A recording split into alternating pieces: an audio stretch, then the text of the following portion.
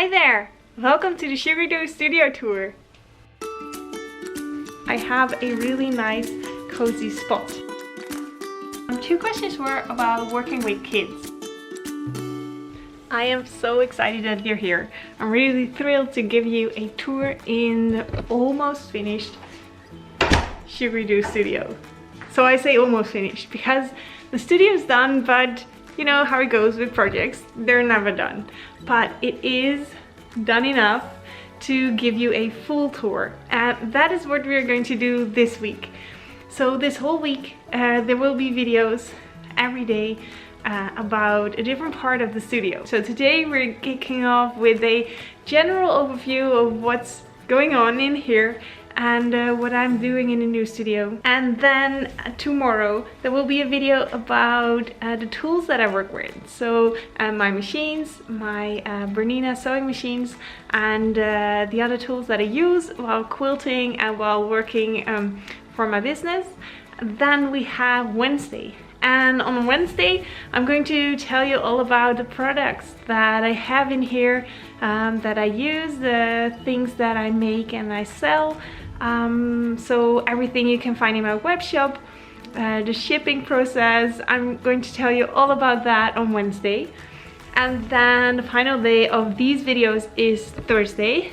And on that day, we're going to talk about the designing of quilting. So how I design my quilt projects and how it goes from a sketch to a full pattern. So that's going to be on Thursday, and then on Friday there's going to be a live Q&A. So all the questions that you have left, you can ask them during a live Q&A this Friday. During that live Q&A I have something very cool to share with you, so make sure to be there.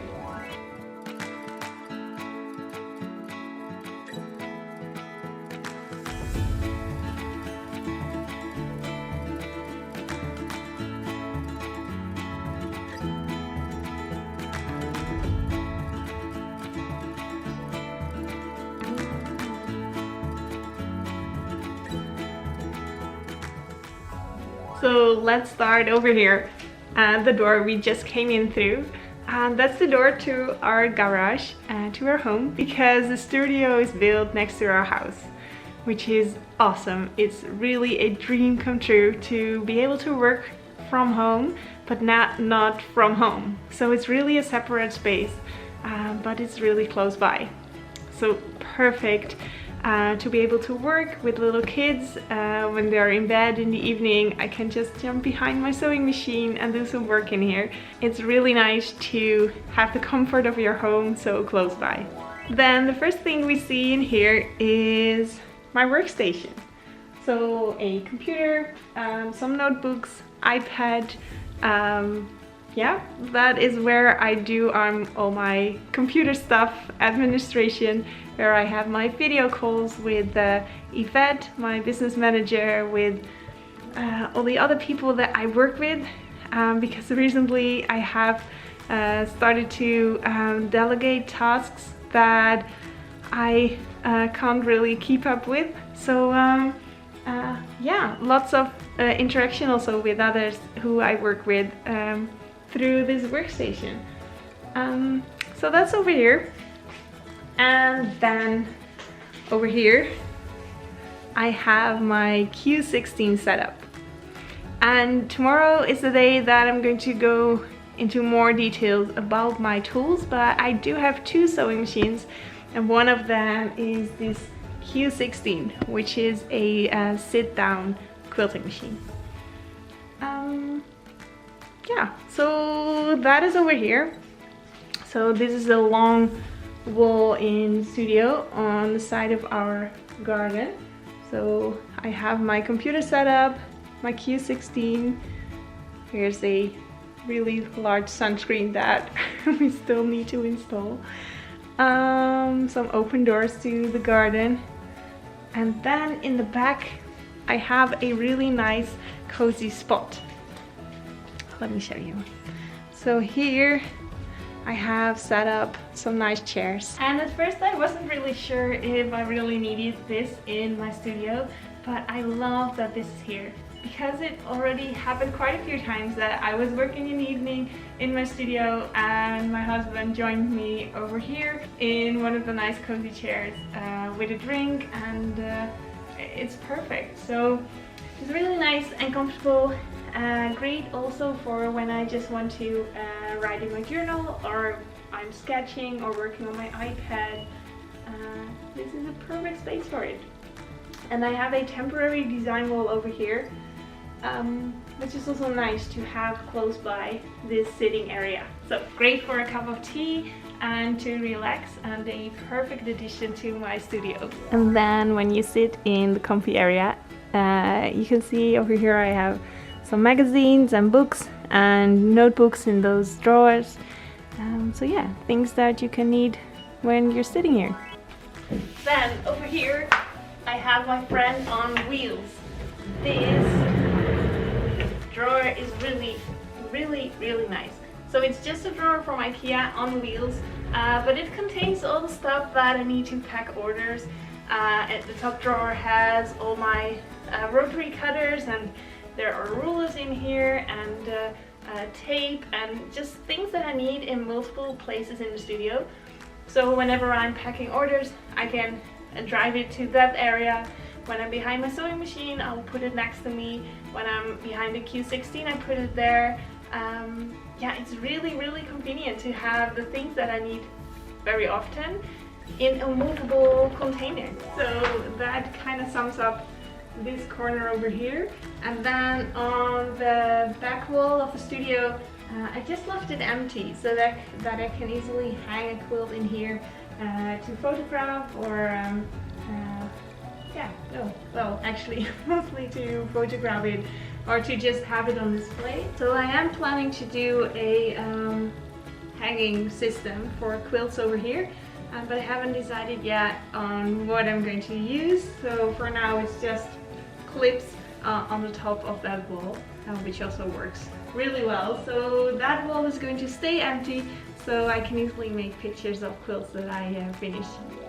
So moving on, then we have this really big wall with things, lots of things and stuff and fabric and, well, all kinds of products. But the main part of this is fabric. So here you see the wonderful rainbow of fabrics that I have on my shelves, and in between you see here some rulers hanging there, and also here some quilting rulers and just straight rulers for cutting. So that's the main part of this wall, and then lots of other things are packed away in those boxes that I've labeled. And this is a really nice way of storing things neatly. So I can still see what's in there because I labeled the boxes, but they are not as messy as the boxes that I have over here. Well, they're not that messy because it's fabric. And is fabric ever messy? That's debatable. But at least they look pretty because they have fabric in them. But for all the other stuff that just needs to be stored away, I started using white boxes.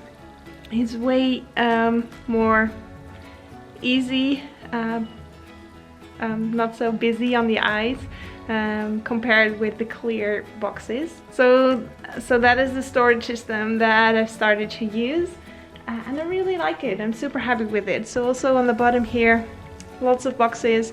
Just white boxes from IKEA with a label to easily be able to find things and to store it away nicely.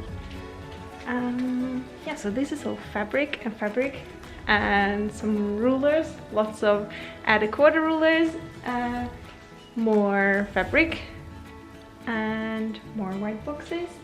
And then this area is a little bit a mix and match of everything. So here I have some yoga and sporting stuff, because also this area is awesome to do some yoga sometimes. And here we have a little bit of a mix products that are in my web shop, and some personal crafty stuff on the bottom over there. Yeah, yeah, so it's a kind of a mix of all sorts of things. And then we have an extra door. So this door leads to outside. So that's the personal entrance of the Sugaridoo studio. But since I'm working from home, I always come through the door that leads to our house. But it also has an outside door. And here we have tea bag paper, some bedding, and something that is kind of a visual reminder for me. This is a pattern that I once bought. So in here there is a pattern for a dress. I would so love to sew myself a dress once. So I always have it there. I think I bought it maybe 2 or 3 years ago. I still really want to make it. So I just keep it here as a visual reminder that one day I will sew myself a dress. I am going to show you the workstation in detail later this week, but just a quick general overview. So 2 IKEA Kallax shelves on each side, or well, 1 on every side, makes 2 in total. And then a really lovely big working area with my sewing machine installed in here. So yeah, there's my sewing table in the workstation. And that pretty much sums up the general overview of my studio. On Instagram I asked for questions, things you wanted to know about the studio. So let me take a minute to answer those. Just going to put the camera down so I have my hands free to read them and answer those questions for you. Oops. There we go. So let's see. 2 questions were about working with kids. So 1 question about how do you work with a newborn, and the other question was do you have a special area in the studio for the kids, a play area, and what will it look like? Do you have any tips? Well, so I did work for I think about a month or 2 with a newborn, and now baby Ella is going to daycare 3 days in a week, so then I have really my hands free to work. But before she went there I already started working, and well, basically I worked when she was napping and when she was awake and was content with laying around or sitting in a baby chair or rocker seat, not sure what it's called, but when she was content sitting there and happy, then I could work. But it's really distracting to be working with a newborn, so you don't get as much done as you would like. So I didn't really plan for a lot. I just thought, let's see what I can do. Everything I can do is nice, and if I can't do anything, then that's the way it is. Yeah, you can't really count on doing much when you have a newborn around. Yeah, so but I think working with a newborn is easier than working with a 3-year-old, because our little mister really likes to play with us and not really with just by himself. So that's way harder to get anything done when he's around. So yeah, working with kids, I think it's possible, but not ideal. So I'm really happy that now I can really focus during my working days on working and not, yeah, so when I'm with the kids, I can focus on them. And now when they are in daycare, I can really focus on working. So the other question was if I have a special area or play area for the kids set up over here, and I don't. So when Shul is here, he's 3 years old now, then when he is in here, he's mostly watching some YouTube video or something like that. Yeah, not really playing in here when I'm working. It's not really a good combination, so either we're outside of the studio and playing together, or he's playing in the garden and I'm here, or when he is in here, he's watching something or eating a snack or having a drink, but not really playing in here. So another question was, is there a difference that with my setup between this studio and my previous studio? And why is there? Well, I think there will be. So this wall is pretty much the same. I also had that in my previous studio, but the thing that's different is that there's a big light street, what is it called, in the ceiling. So there's lots of light from above, which is wonderful. And so I really have it set up for enough light, bright light, to film and take pictures over here. That is different. And the other thing that is going to be different is my design wall is now temporary over there. So opposite where I am now. That is the same as that was in my old studio. But what I want is a super big design wall that's going to be here. Which is slidable, so I can just roll it in front of where I'm working to show you things through video, but also to cover my fabrics from the bright light in here so that they won't get colored by the sun. So yeah, that is a big difference, because in my old studio I had my design wall over there and working over here. So while filming, that wasn't always really convenient while filming my YouTube tutorials. So that's going to change, and I'm really excited about that. But we still have to make that. And the last question that I'm going to answer today is, do you put your engineering background into use while building the studio? So I did studies in mechanical engineering. Yeah, I really love that, so I'm still feel like an engineer. So yeah, I think I do put that in use when figuring out how to do stuff. And for example, to build such a design wall, I've already painted the picture, drew it in my mind, so I know kind of how I want it. And yeah, when I'm going to build it, I guess that's pretty much my engineering background. And a really fun thing is that my father-in-law is also an engineer, so we do those things together. We also build the work table together, and that's really nice, because when you're with two people thinking out such a project, then you tackle more things than you would think of when you just would design it by yourself. But the actual build of the studio, I didn't do that myself, and I also didn't design it. I just thought about how I'm going to use this space, and then gave those specifications to the builders, and they built this for us. And that was the final question that I was going to answer for today. And that's also the end of the first video in the Sugaridoo studio tour week. Tomorrow there's going to be a video about the tools that I use. So I'm going to tell you all about my sewing machines, rulers, materials, all the stuff that I use to make my quilts. Really hope to see you again tomorrow in the next episode of the Sugaridoo studio tour.